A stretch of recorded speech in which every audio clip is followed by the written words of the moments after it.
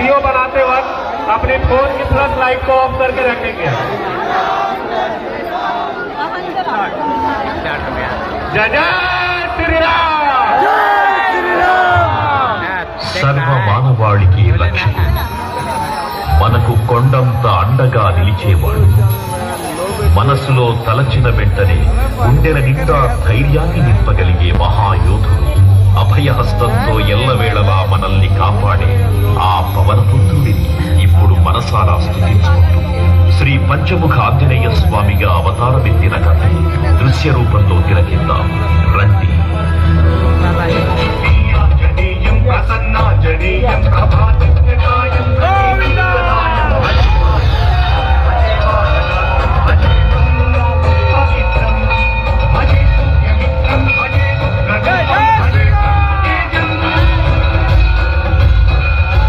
అది రామాయణ మహాయుద్ధం భీకరంగా సాగుతున్న తరుణం.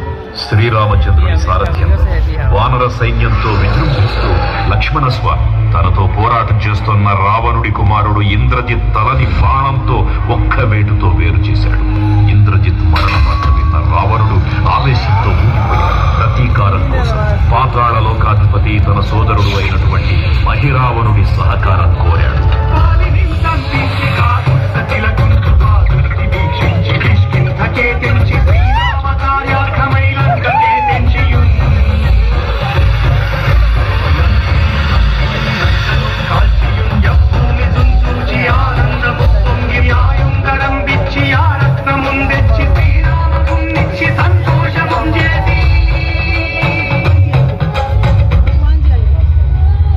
తన ప్రభువులను కాపాడుకోవడానికి వాయువేగంతో పాతాళ లోకానికి చేరుకున్న ఆంజనేయ సగం మొసలి సగం వానర రూపంలో ఉన్న వింత జీవి ముఖద్వారం వద్ద కాపలా కాస్తూ కనిపిస్తుంది.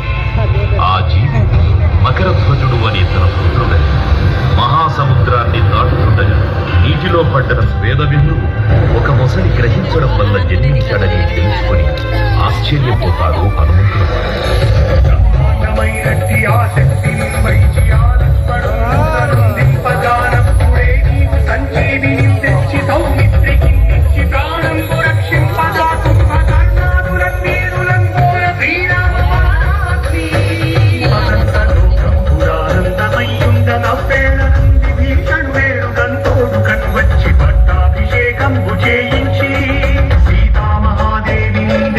శ్రీరామ